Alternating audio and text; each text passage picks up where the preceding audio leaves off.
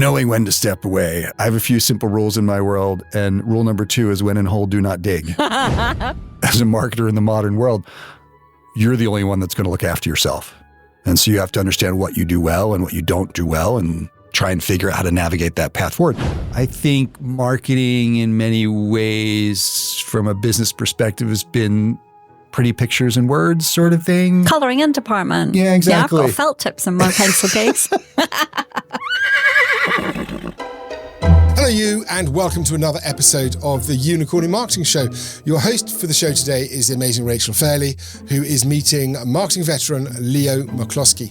Now Leo, he's going to tell you all about himself, but he spent decades mastering the craft of marketing. He's worked across B2B, he's worked in B2C, and at the moment he's engaged in working with government. This is a man who sees marketing's role with enormous clarity. He speaks with authority, and I can't think of a better person to quiz him than our very own Rachel Fairley. This, by the way, is an excellent conversation. It's a very strong add to the Unicorny body of knowledge, and I heartily recommend it to you. So let's get right to it and go to the studio now. Today we welcome Leo McCloskey, who is VP Marketing at Echodyne. Leo, tell us a little bit about yourself. Well, hello, Rachel. It's very nice to see you. I'm a marketer. Been doing marketing my entire life, it feels like. Bit of sales at the same time. But it really is about rounding out your career so that you understand the customer. So I would say my career has been a pockmark of different activities that allow me to understand markets really well. So Leo, how does marketing create value? That's a big question in a few words, isn't it? So sorry. Yeah, marketing has to understand the business exceedingly well, I think is sort of the problem. I sort of think of it in the context of some of the things I've studied trying to come up in the business. And, you think about things that David Packard said, which is marketing is too important to be left to the marketing department. And so when I think about, things that Peter Drucker would have said, which is the business has two purposes, innovation and marketing. And so when you put those things together, the marketing department has to be sort of a glue that holds the rest of it together, that makes sure that the sales is geared towards the customer and the customer is geared towards the sale and that the customer service is geared towards the customer and that the proposition of value holds from front to back because that's the brand promise. And you've got to live up to that every time. And so, in terms of adding value, you just have to come back to understanding that particular business, where it is in that particular market and its particular competitive hunt, and then figure out how to bring that up from there. Yeah, so it's like a sort of marriage between the market and the buyer and then the company and what it's capable of. You sort of need to have a PhD, don't you really? It's really more like marriage counseling in some ways, isn't it? Oh my God, it's so Yeah. It's actually, we should all take coaching courses. And we may need it at some point. So at the moment you're working in an industry that's really geared towards government, right? Mm-hmm. How do you add value in that context? Yeah, the government sale or the government customer is really multifaceted. There's really no single buyer because you've got requirements and then you've got procurement and you've got the buyer on the other side of that. So there's a whole number of people within the framework of the value proposition that you have to touch. And your value proposition doesn't really matter as much because the process they go through, it really brings it down to the least common denominator. And so the brand value is hard. It's difficult to shine brand value through that proposition. Does it manifest as relationships then? Well, for government in particular, you can't, the pathways of digital marketing are fairly closed. And by attempting them, you sort of shut the customer out. And so our experience has been that the government customer is very much a physical customer. So you've got to be in front of them. You've got to go to where they are. Events are a big thing for the government crowd because they're able to be at events. They're able to speak with the market, understand what industry is talking about, and give some feedback in a way where they couldn't inside their office. And so from a government perspective, it's a lot more blocking and tackling, I would say. You really have to stick. The brand value matters. They'll see consistency from a long ways away because your sale process is so long too. And so you have to make sure consistency matters in that approach and in how they see you. So the brand gets you through the door in a trust, respect, and kind of keeps you there, but it's not it's not what makes the difference. It's not what makes the difference. At the end of the day, the product has to make the difference, right? There has to be value in the relationship. And so that's why the role of the marketer is not just to make sure the proposition works, but you've got to really dig into how the product works and understand that really well, understand its weaknesses, understand its strengths, and position it properly, and understand that when you're in, say, an environment where your weaknesses are more important than your strengths, you have to know when to back out. You can't just go through in all cases. Oh my God, that's such an authenticity I think quite a lot of businesses are allergic to, right? Knowing when to step away. Knowing when to step away. I have a few simple rules in my world, and rule number 2 is when in hole, do not dig. And I think that's a really hard thing for the business as well as for the individual to do. So true. I have an image. I totally have an image. So the sales cycle must be very long, like even longer than B2B kind of typically is. So I would say it's a 2-part answer. Yes is the first part. It's always going to be longer. But then the question is, what are you selling into? What are you marketing into the government space? And this is where you had mentioned it up front, sort of B to odd. And the odd part is when you have a product or a service that doesn't neatly fit into the procurement envelope. Maybe it's something that hadn't existed before and therefore can't be compared to an ordinary product. Or maybe it's something that extends a capability that hadn't really thought about before. That sort of uncommon approach where it's not buying a red widget or a blue widget creates even more challenges, because not only do you have to get in front of them for a very long sales cycle, but you've got to take a conservative buyer through a journey of progress to get them onto the other side. And it's not just the one buyer, right? No. You've got to go through the procurement organization. You've got to understand the requirements, people who write the requirements. Then you've got to understand the users at the end of the day who are going to operate the equipment, in our case, operate the equipment, and making sure that they're well trained, because if they can't use the equipment, all of the rest of it doesn't matter. No, well, that's the thing, because the regret post-purchase, if actually you can't get out of what you bought, what you thought you would, is one where it doesn't really matter what you do in the next bid. All they remember is they misspent their money because they thought they were buying something that they didn't. The consistency in the government market is so important. And realizing that brand value on the other side, to your point. Yeah. We had a competitive framework 6 years ago, which doesn't exist today, because our brand, and it shouldn't really be a thing, but our brand is built on the product does exactly what we say it does. And why that should be unusual is a different subject, but it is. And so we've come into a number of competitive situations where another product was bought 6 years ago. And when a government buys a product that doesn't work, it sits on a shelf. You don't get any more money for a couple of years. You know, your budgets are reduced. And so you're really it's not that you haven't taken a step forward, you've actually taken a step backward. And so how do you engage with that customer who's going to have regret?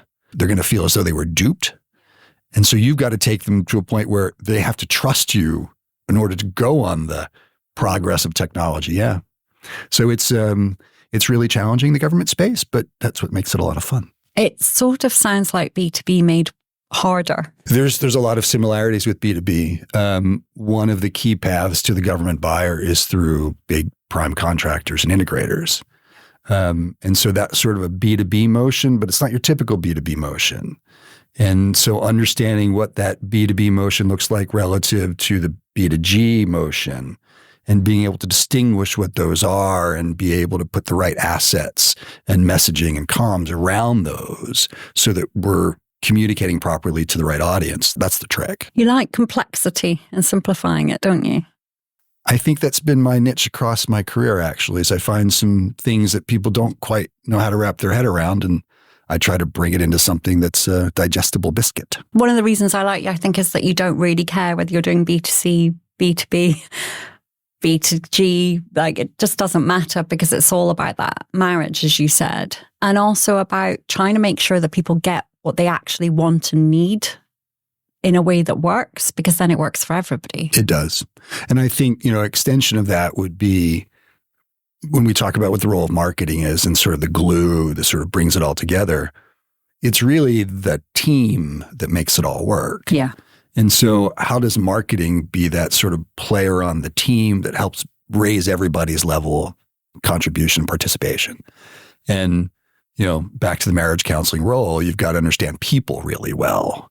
We talk about our primary 4 Ps, but the 5th P of people is a really big deal, and how we understand not only our internal customers, but our external customers and all the mediators in between. Yeah, it's huge EQ, isn't it? It's a lot of EQ. So for you, B2Odd is the new stuff where people don't know which box to put it in yet. Correct. So that's actually a problem that a lot of startups and innovators face, isn't it? That you're basically bringing, that whole crossing the chasm, but you're bringing something to market and people don't know what to compare it to. Or even how to think about it. The first startup I did was a company that did wireless optical. So shooting lasers through free space with a collector on the other side. And the idea was that you could wire the downtown core very quickly by just shooting lasers across buildings instead of putting actual cables in the ground. And people thought they were going to burn, they would die if they got hit with the lasers, those sorts of things. Yeah.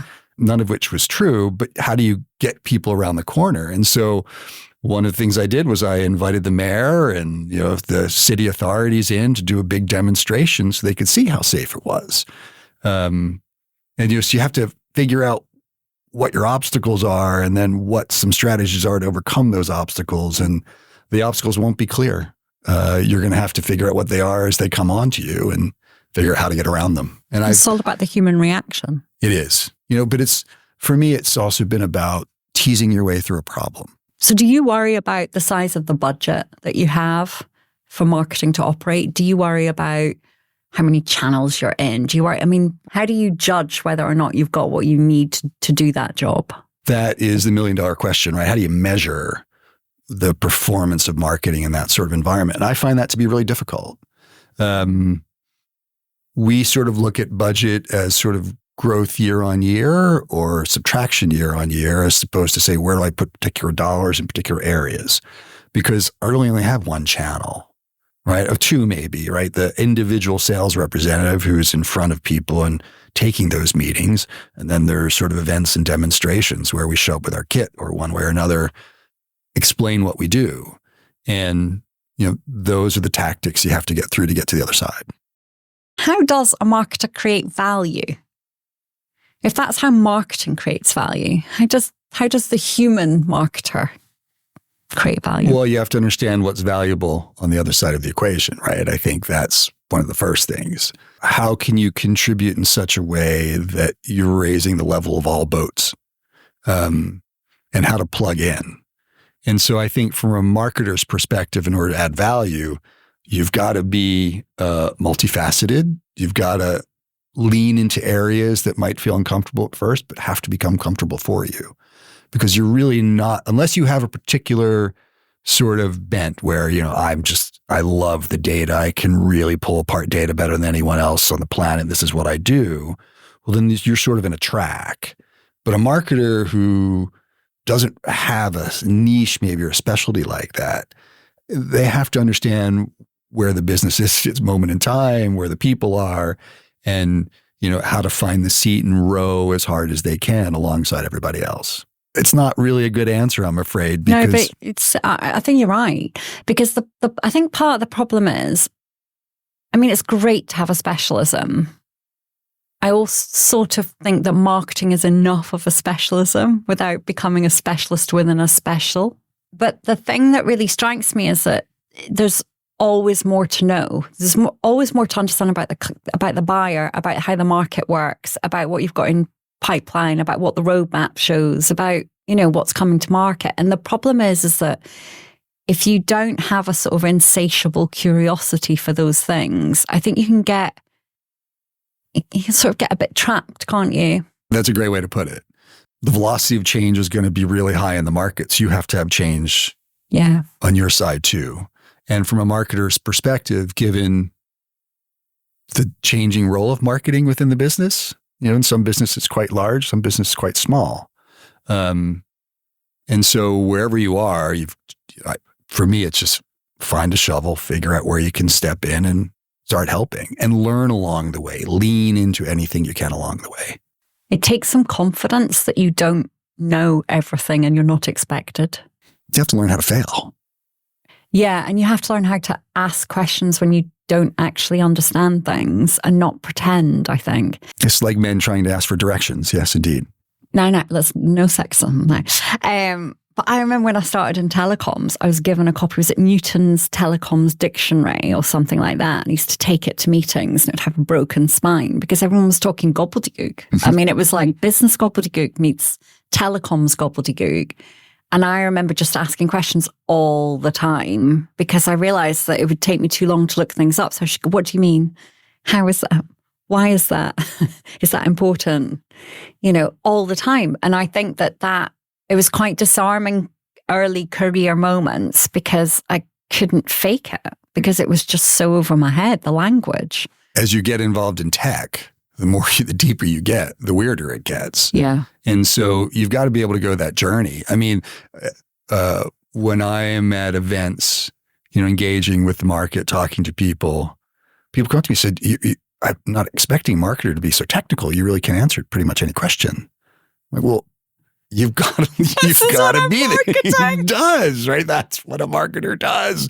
You have to understand the breadth of the business. You have to be able to stand there and answer for the business in just about all aspects. Okay, but is that why there's a whole thing about B2B versus B2C? Is it that in B2C, you can sort of empathize with the buyer most of the time, right? You can imagine yourself wanting to buy that holiday or that, that product or go to that show or have that experience. But in B2B, actually, often what you're marketing is something that's quite technical and quite intellectual and quite clever and complicated. So you have to be willing to do that work to understand it and not just be a marketer.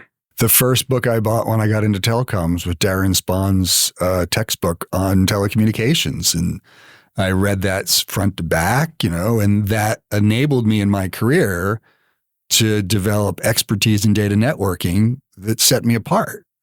And that's just an investment one has to make in order to get ahead.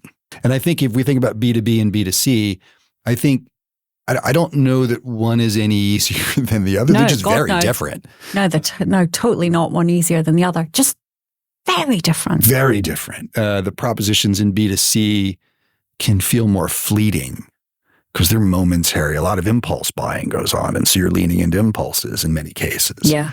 Or you're leaning into a savings. One of my first experiences of the B2C market was at MCI, the original MCI back in the mid-90s.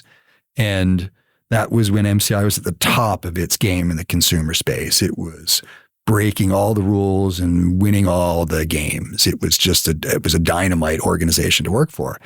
And the people I worked around in that place were so talented. I mean, there were some really talented marketers and product people in that organization, predominantly female for a lot of reasons, but they were just fantastic. I learned so much from them being a part of that team. But it was totally different than the other side of the same company, which was selling in the B2B space and what was required for that marketing role. And you just have to lean into where you are and adapt or move on. So thinking about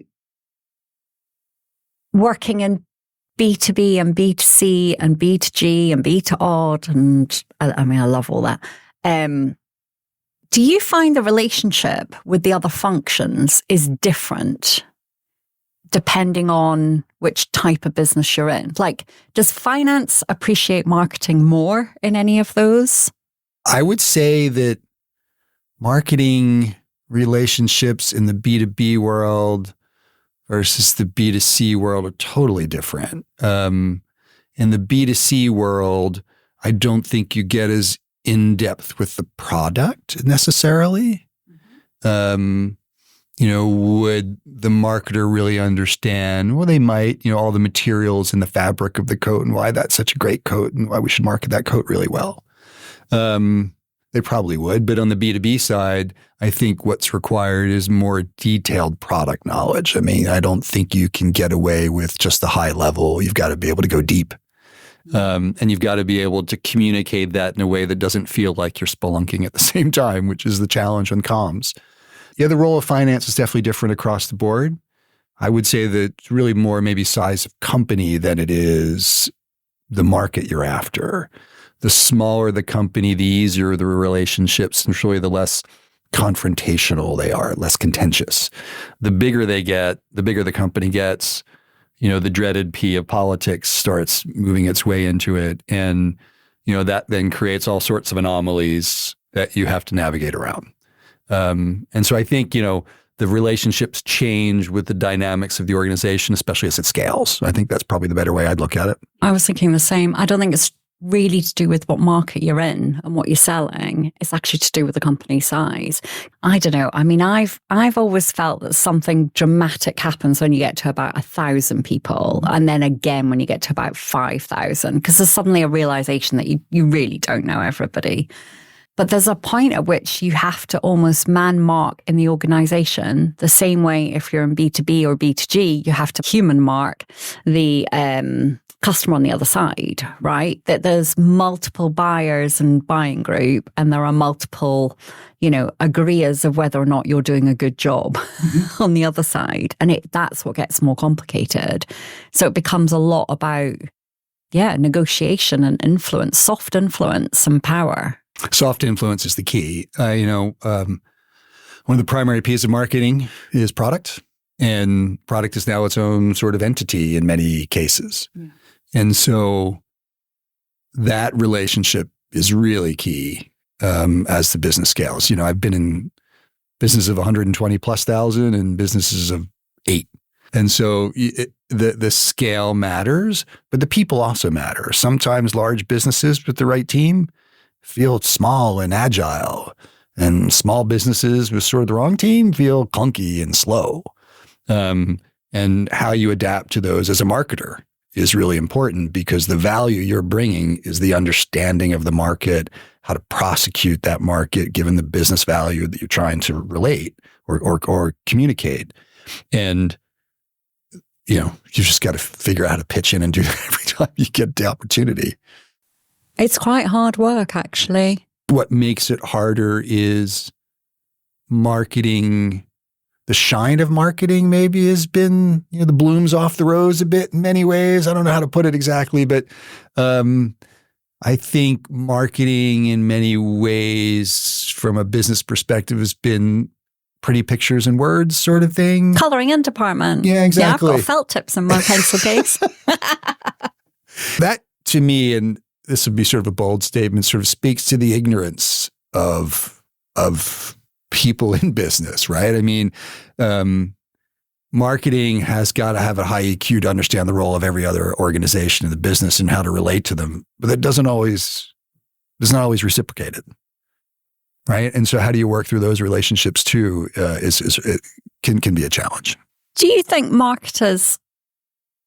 Or do you think you as a marketer, do you think you assess whether or not you're doing a good job in the same way that your CEO does? Probably not, imposter syndrome. So I read Alison's book, Likeable Badass, last week, and I am feeling great about imposter syndrome, because essentially what she explains is that if you really are kind of reaching for the stars, then you're very aware of how much you don't know and haven't done before. And so you feel a sense of imposter syndrome. But if you don't do that, then you won't. So I feel good. I think it's like nerves before a performance or something. Like if you don't feel it, it's not really happening. So I'm good with that. But I often wonder what CEOs really, really would feel good about marketing doing for them. I think every CEO would have a different answer to that. Yeah. That's sort of the challenge with marketing, because it comes down to the peculiarities and personalities that you find inside an organization and how you navigate those in a way that furthers your career, self-interest, but also furthers the business interest, right? That's your professional interest. And you've got to understand both of those, because, as a marketer in the modern world, you're the only one that's going to look after yourself. And so you have to understand what you do well and what you don't do well, and try and figure out how to navigate that path forward. Find mentors, find people you can lean into that can help guide you, but it's up to you to get through those things. And that's where the imposter syndrome comes in, I think, for many people, which is, until you had said that, I wouldn't have really thought about the reason that you feel imposter syndrome is because you're reaching beyond where you've been before. That's a nice way to think about it. but it's still a natural human reaction for a great many people. And you've just got to fight through that, however many layers of deodorant it takes, you've got to get through it. Yeah. And the trick is not to take it out on other people, but instead to ask for their help. Like, I think kindness and that reciprocity of, I can teach you how to do this, and maybe you could help me understand how to do this better. I've never really understood why people feel it is so dog eat dog. I mean, I understand that not everybody gets promoted and not everybody gets, a particular job, but when you work with people that are all at the top of their game and able to help each other be brilliant, it's amazing. I mean, those memories last, and you think back on those times in your career where actually you were like, my God, we were so good. And that almost never has come out of people elbowing each other out the way because they feel unsettled that they're going to be found out or whatever. I always long for that desire for people to come together when change is making things difficult, rather than sort of pushing each other away. I've never really understood that kind of individualism. Well, I think that's management. We're talking about management now. Yeah. And how do the leaders of the business understand the psychology of the business itself and all of its peculiarities and departments, and manage that appropriately. And in many ways, I think we've lost sight of that in some way, because it's on top line growth. It's on how do I reach my numbers? It's on how do I get to there? But maybe sometimes we lack the understanding that we're going to get a much better push if we're all rowing at the same time. Yeah. And that's why I think it's been noisy about the return to work and the return to the office for since COVID kind of started to be ignored. I shall say, put it that way. I just think that's a dead cat. It's not about presenteeism to better manage and be more efficient with your people. It's about managing them better. And it's like a kind of look over here, and you're going, no. Manage the person in front of you, help them be brilliant at what they do. And it's a distraction. I think it's a real distraction too. I've worked in so many different time zones across my career that, being in front of someone is something I forgot about a long time ago, long before COVID, as being sort of a requirement for advancing things, making progress. And I think what we're seeing right now is sort of a, reactionary conservatism to something they didn't like. It's sort of human nature in many ways. Thinking back on your career, are there skills you wish you had got better at earlier? Are there skills that you wish you'd realized you needed or are the skills you've developed and you sort of are like, oh my goodness, I can't believe I've managed that. I didn't even consciously do it. Because I think negotiation and influence and reading people, I remember my partner saying that to me. He's brilliant at reading people, and I was like, I didn't even realize that was a thing. Right, I must like learn to read people.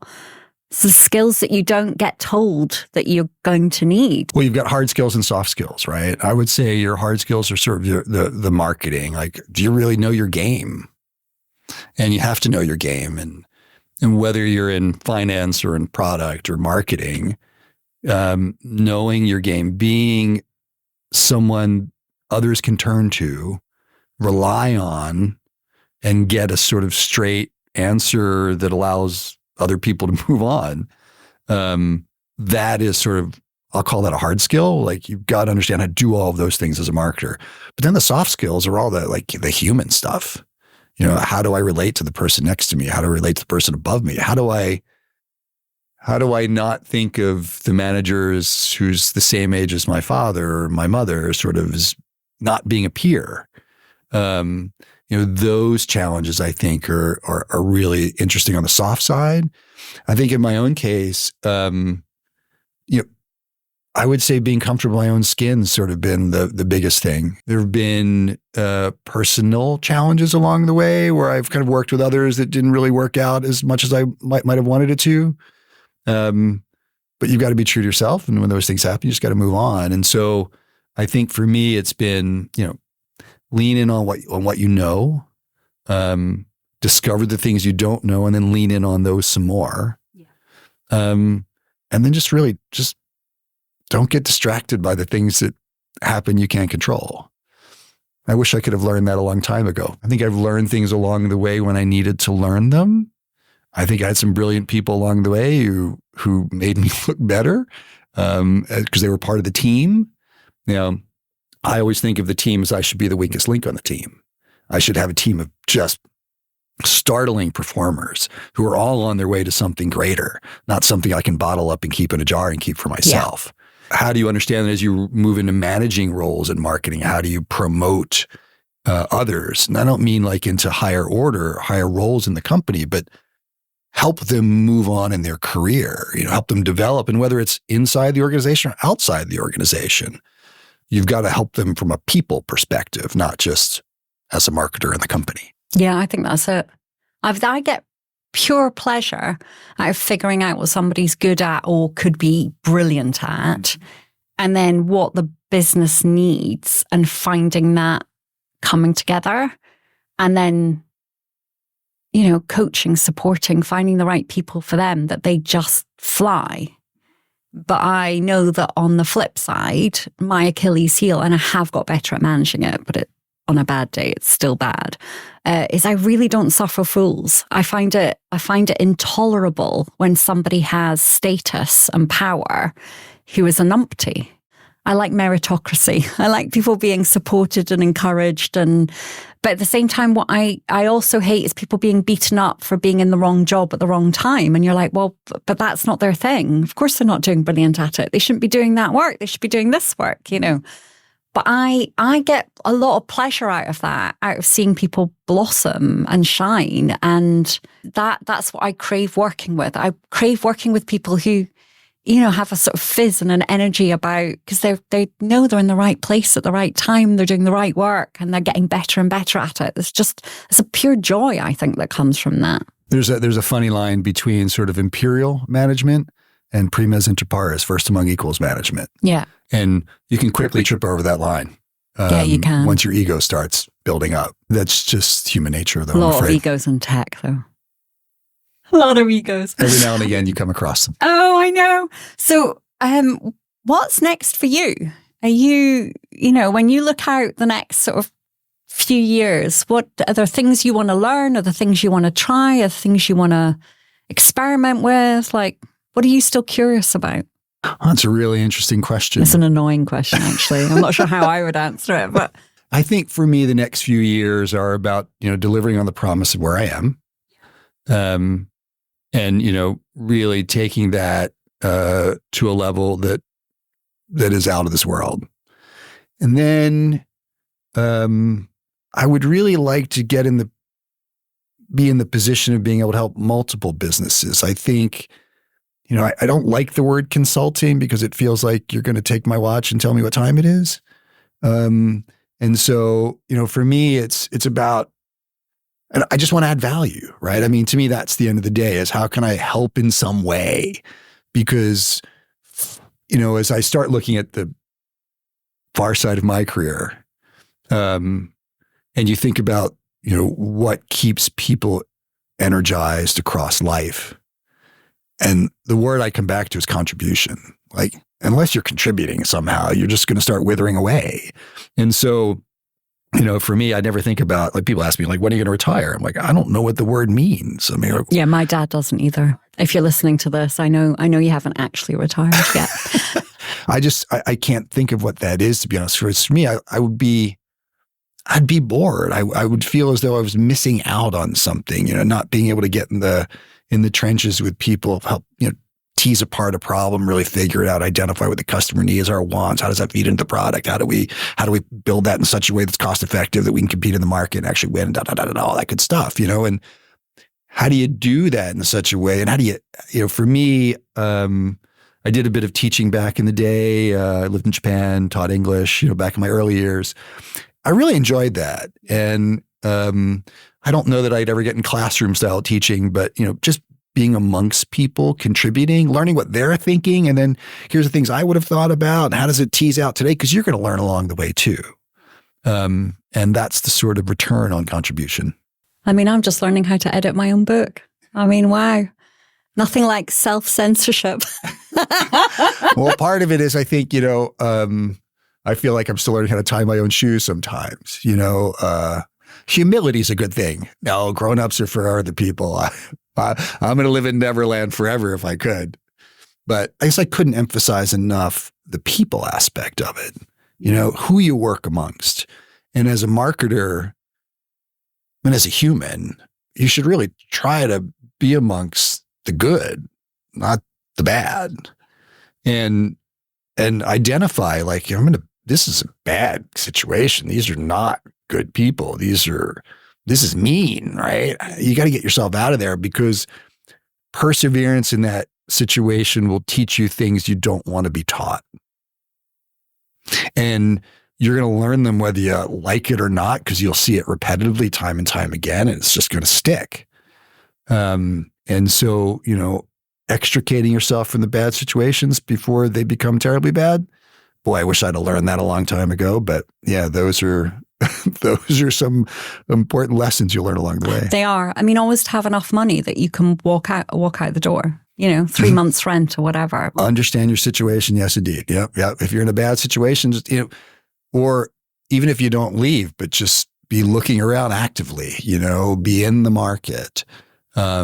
And I think that gets back to imposter syndrome for people. Oh, maybe I'm not so good. No one's going to want me. That's why it's so bad here. And, the doom spiral you can put yourself into as a human. When a fellow marketer will go, it's toxic. You're better than this. Leave. Exactly. Yeah. Ping us on LinkedIn. We can offer that. Exactly right. I think also at the beginning of certainly beginning of my career, the businesses I worked for, it was Pac-Man. They sort of bought and sold so fast. And they, put brands in place, killed them 7 weeks later, that kind of thing, that I realized that there's no permanence. But some people join jobs straight out of uni, and 20 years later, they're still in the same job. And I think that's much harder than if you've worked in different places, because I think you get better at recognizing when something will work itself out, or when something is it's not for you anymore. But I think that's why you have to build your allies across your networks of people, because there'll always be someone you can call to say, I just need to know when you hear this, what do you think? And I think that it's that friendship across the boundaries, and not thinking like an individual, but like thinking like you've got a cohort and you're part of it, and you can call on people and get their help. Being part of a team, I think, is one of the most heartening things you can have when you're in a company, right? You just feel as though you're not alone. Mm. That's the best. It is the best. And again, now we're back to management, right? Is how do you, as a marketer, how do you manage an organization to build that, esprit de corps, right? And then to infect the rest of the company if you can, but at least have it on your team. That's when you hit all the numbers. That's when you're really on your game. Leo, you don't do lots of self-promotion, I know, but where can people find you? On LinkedIn or? Yeah, I can be found on LinkedIn. They're probably the best place to do it. I really don't do the other socials, so that would be the only one. No, I don't do them either. Closed everything. Exactly.